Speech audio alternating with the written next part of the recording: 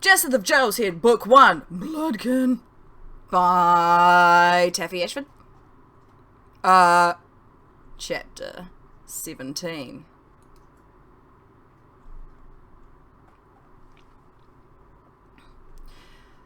Not long after my birthday, Charlie and I went for a midweek dinner down at the Shivering Thistle. Alan and Stephen had moved out of the hall into some apartments in the quarter that Min Eve had helped them find. Soon after that, we had some new journeymen move in. 2 guys from Hyayo who had just come to Lille from Vesturg, and a girl named Odette who had just left Chanyo for the first time. It had to be said that these new journeymen hadn't quite got the hang of cooking for humans yet, and when Charlie and I had smelled the acrid burning smell wafting down from the kitchen when we got home from the academy, we thought it wise to escape for the evening into town. Anna was not conducting any business when we got to the Thistle, so one of her guards waved us up, and we ordered our food from O'Malley. I could tell at once that something was wrong. Anna was pacing up and down, flapping a piece of paper in her hand and muttering furiously. Jinx was sitting quietly by the fire, his hands folded over his ample belly, and Fiona and Aliak were making soothing noises, not that they appeared to help. Anna pounced on Charlie as soon as he walked through the archway. "Did you know about this?" she demanded, thrusting the letter under his nose. "Know what? Hang on, let me read it." He took the piece of paper and scanned it quickly. "Well?" Anna snatched it back. "This is... Isn't she a bit young?" "Damn right she's a bit young. She's far too young. She's only 18. I felt a bit affronted by her tone. It was only a couple of weeks before that I had been only 18. What was too young about being 18? And she's refusing to have a mentor and go to the academy. Yes, well, that is certainly unconventional." "Unconventional?" Anna almost screeched. "It's worse than unconventional. How the hell will she know anything?" Charlie tried to placate her, placing a gentle hand on her arm to halt the frantic pacing. "Well, journeymen don't go to the academy, but she's not a bloody journeyman. She's an 18-year-old mingle." Something twigged in my memory and I realised I knew who they were talking about. Anna, big scary Anna who killed men just by looking at them, was close to tears. "She'll come here and I'll have to look after her, and I can't look after a child. I just can't." Charlie led her to a chair, and as she sat, she whispered, "Oh gosh, I just don't know what to do."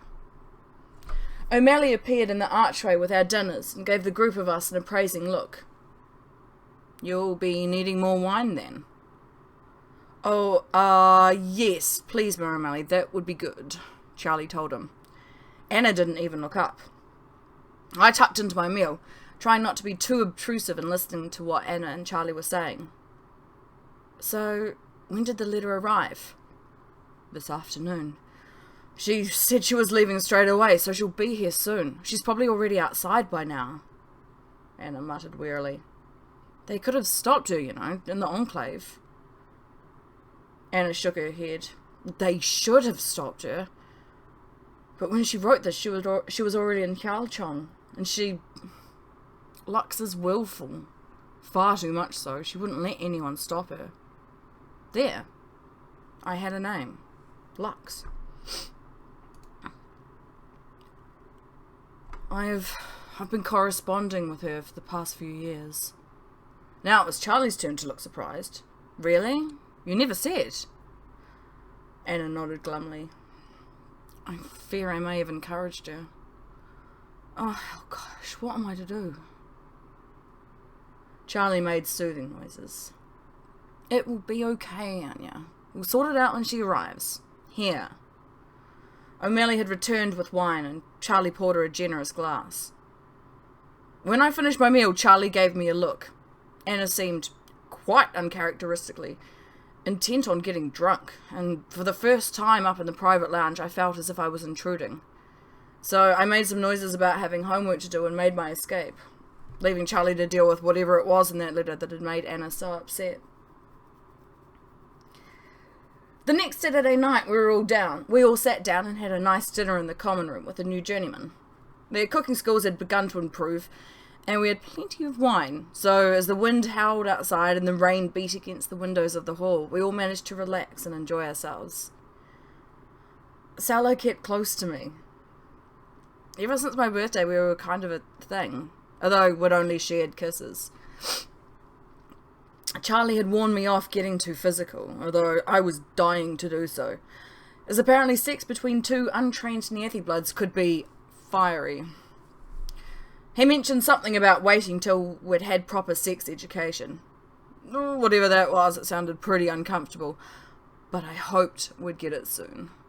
Sweet kisses and holding hands was pretty awesome, sure, but I was getting more than a little bit frustrated.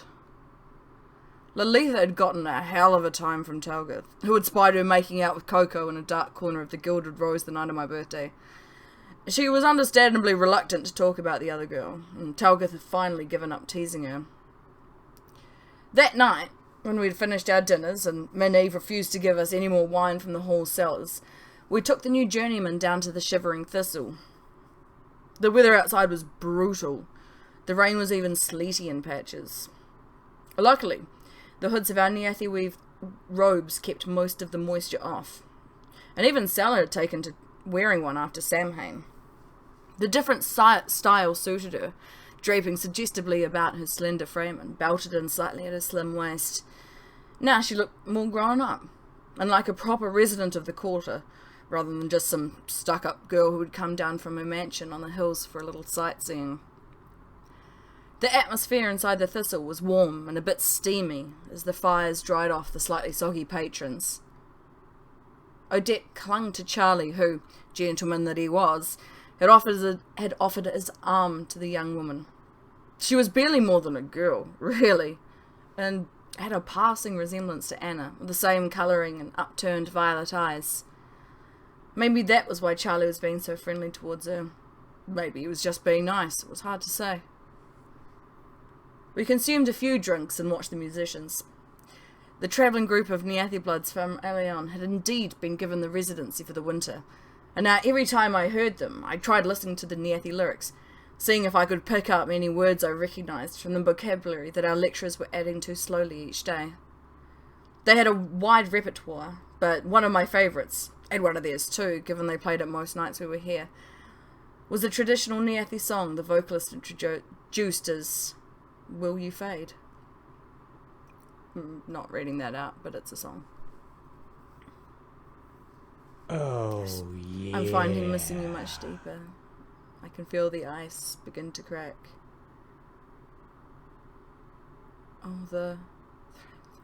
Anyway, Neathi song, yay. When the song finished, we all clapped and cheered, and as it marked the end of a short break for the musicians, Charlie took Lalitha, Jimmy, Talgoth, Thomas, and me up to the private lounge.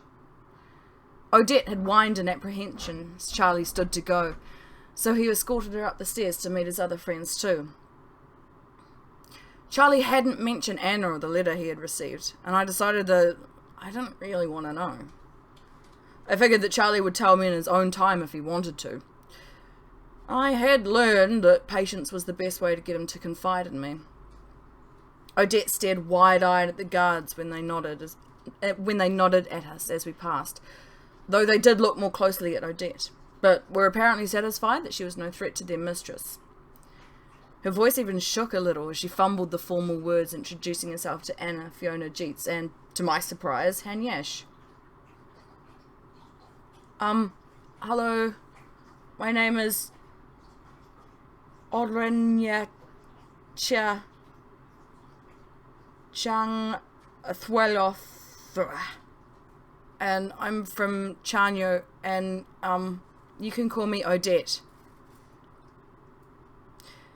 To see a 50-year-old high priestess in a tavern on a Saturday night was not something I had ever expected to witness, but it was beginning to be obvious that this really was a place for surprises. Welcome, Odette. Fiona giggled and waved her over. It's an interesting choice of name. Oh, well, I couldn't think of anything else that began with O. She wrung her hands in faint distress. Olive? Olivia? Talgoth offered. Oh, that would have been much better. I suppose it's too late to change it now. There's nothing stopping you, Anna told her. Rather coldly, I thought. Well, I think Odette is a very pretty name, Charlie reassured her, earning a dark look from Anna, which he didn't even notice, as he had turned and was smiling at Odette. Fiona elbowed her and called out to Odette. Would you care for some red? I've got a rather interesting new blend in the hooker. Chang Thwaloff, eh? Are you by chance related to a Jethacho in the Guild of Horticulture? Odette nodded gratefully as Fiona steered her to the back of the lounge. He's my uncle. Thomas and Talgoth followed them, and Haniash got to her feet, smoothing out the fold of her capacious yellow priestess robes. I'm sorry, I can't stay much longer. I've got the flock to attend to in the morning, and all that. I trust I will be seeing you all at the temple tomorrow. Jeets gave her a broad grin and a wink. There is nowhere else I'd rather be, my dear. Come, I'll walk you out. He stood and took Haniash's arm and led her out through the archway. Jimmy stared after them. Gosh, are they... Anna cracked her first smile of the night. I think perhaps some romance is blooming there. Yes. Gah, the High Priestess and the head of the Thieves Guild. Who would have thought it? Lalitha gasped.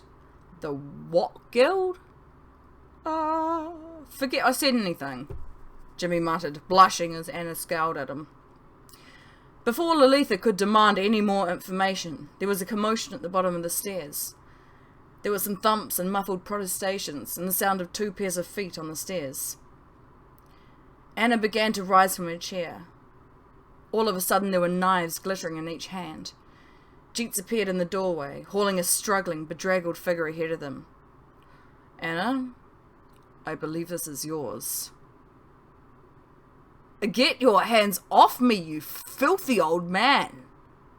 The figure spoke with a female voice, and she wriggled free of Jeets's enormous grasp and strode forward, wiping her long black hair from her face. She stopped in front of Anna, who still had her daggers ready. She looked the woman over. Seemingly satisfied, she nodded her head and gave a lopsided grin full of sharp little teeth. Auntie Anya, it is so nice to finally meet you. I am overawed by such a friendly reception. Anna blinked once and then threw back her head and laughed, flashing her knives away. For little bitch's sake, Lux, really? Oh, come here, child. Lux, although of a medium height, looked like a tiny doll in Anna's embrace. Oh, little one, you're soaking. Come, sit by the fire. Have some red and dry off. And a glass of wine, too, for the poor, thirsty traveller. Anna looked at her sideways, then shrugged.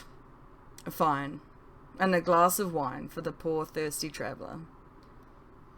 Lux smiled that same sharp-toothed, almost feral smile, and let Anna pull her to the back of the lounge. Lalitha and Jimmy stared after them with open-mouthed disbelief. Lalitha turned to me, eyes wide. What the hell was that? I just shrugged. I could barely pretend to know much more than them. Charlie just sighed, and we followed them towards the fire. Odette almost shrieked when she saw Lux. You! What are you doing here? Lux shrugged insolently. Just felt like coming outside. And I heard there was this brilliant tavern in Lille. Her voice changed, sharpened.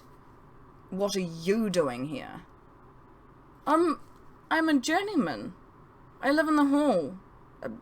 Charlie bought me, she added defensively. Lux sniffed. Yeah, figures. Oh, is that my Charlie? Kyosh Charlie? She looked around. I bristled protectively. Gosh, what an unusual way to feel about one's mentor, but I was starting to form the impression that this Lux wasn't a very nice girl. Hello, Lux. Kyosh! She pranced over and threw her arms around him. Odette looked like as if she'd just eaten a spider. My fearless defender. Auntie Anya has told me so much about you. She kissed him on the cheek and spun around as Charlie blushed, a bit shocked. Her eyes lit on me and she grinned.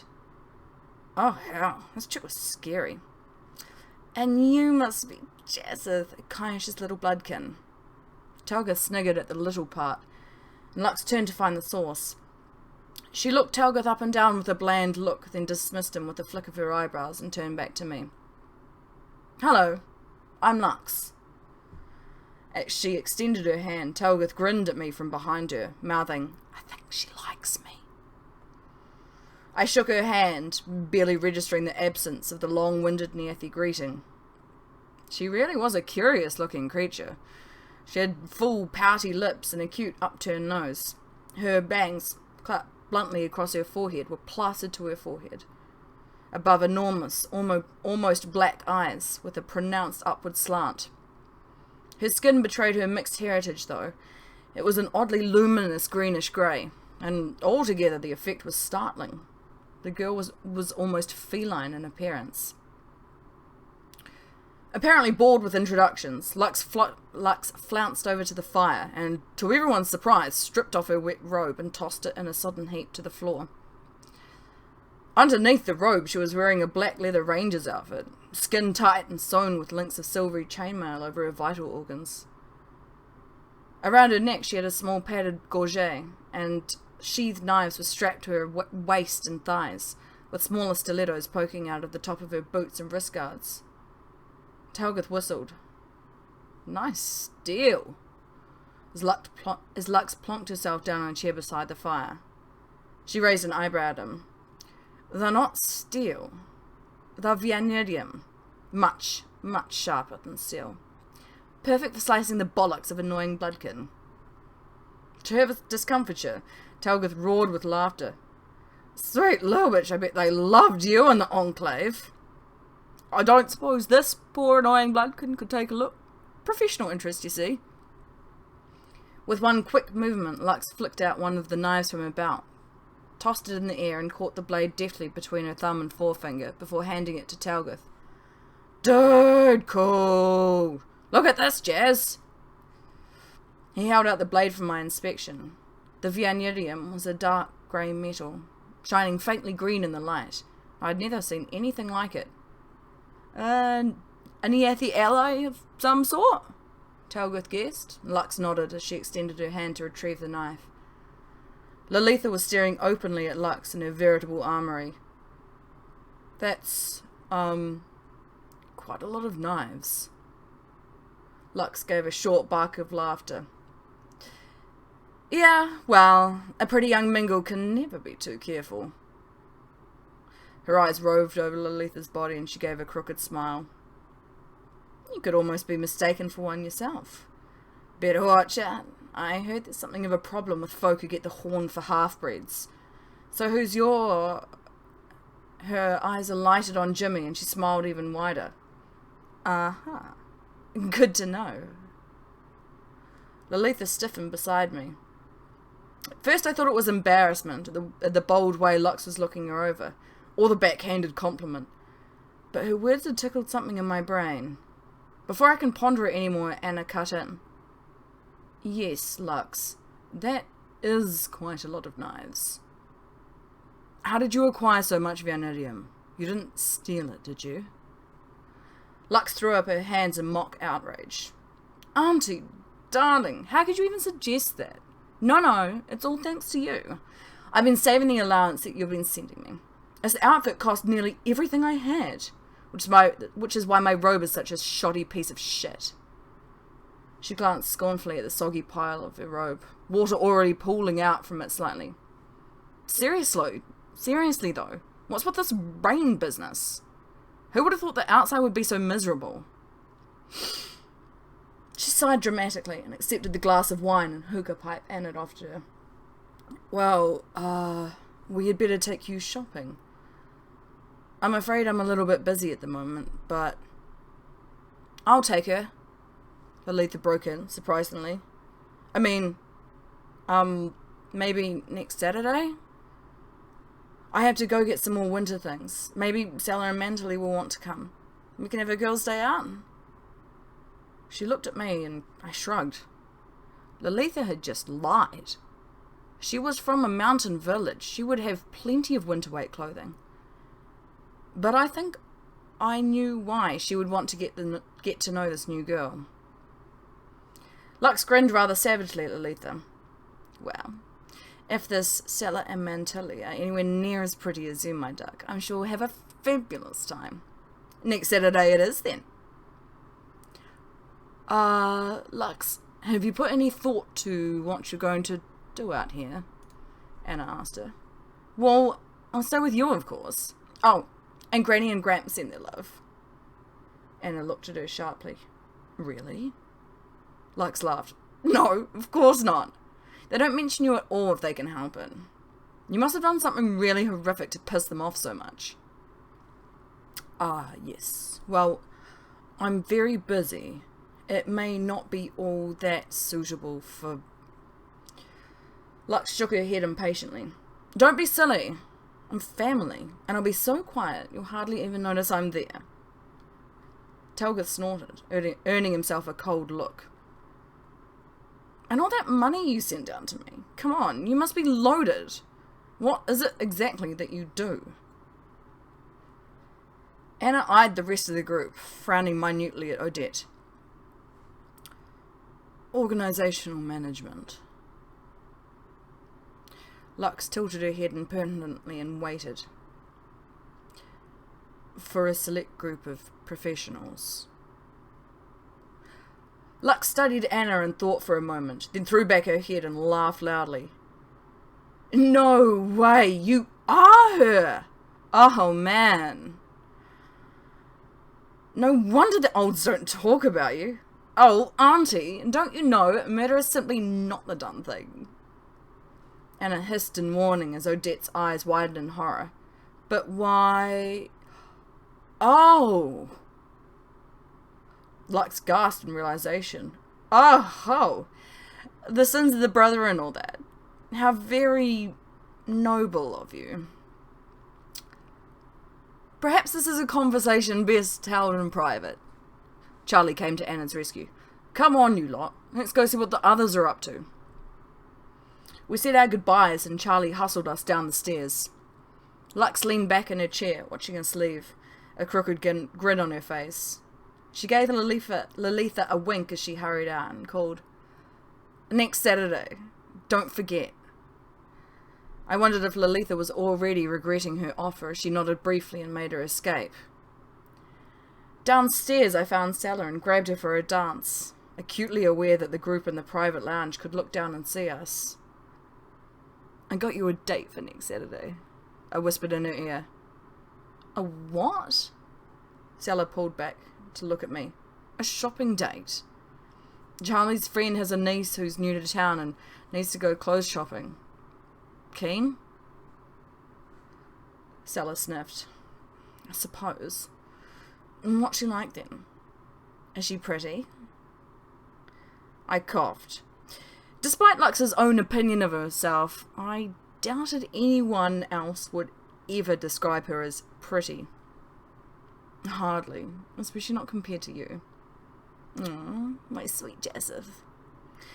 She rewarded me with a long, open-mouthed kiss, and I had to admit, despite all the weirdness, things really couldn't have been going any better.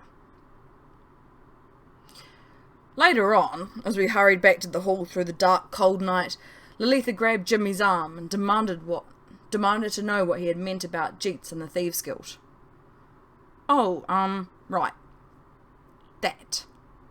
Jimmy had tried plying her with wine back at the Thistle, but he obviously hadn't managed to get her to forget his earlier slip of the tongue. Well, it's not really a guild per se.